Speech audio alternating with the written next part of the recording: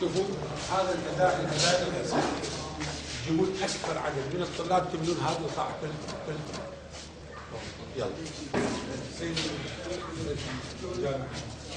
وجهون إلى الطلاب كلهم يجون حتى نسمع رسالة علمية مهنية حقيقية. احنا مو سياسيين برا مثلا مو سياسي.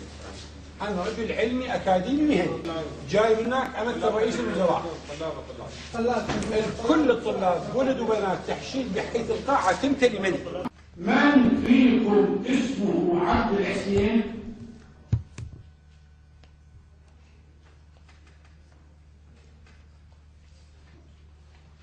ما.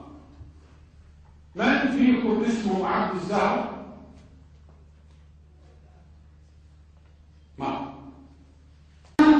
عندي خالد شرع لي وعندي بحث علمي وكلية وماجستير ودكتوراه درست فيها ما يوم خلعتني ولا يوم خالتني ولا يوم علمتني أن أكون أجير عند جهاز مخابرات أو عند أهل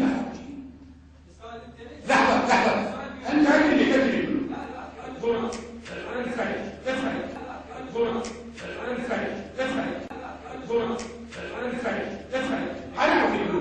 أنا أوديك للبعض ما أسمح لك تحكي ولا وأقول للأستاذ التدريسي أنا أستاذ مساعد وخرجت ماجستير ودكتوراه وتعرف تاريخي ما أسمح لك ترفع إيدك إذا رفعتك إلينا من الفضل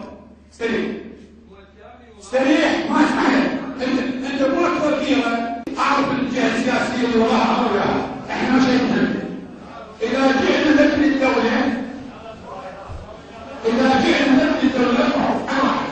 يجب أن نهتم هذه أعرفها وأعرف الحلم اللي يقراه الأضياء والله لن تمر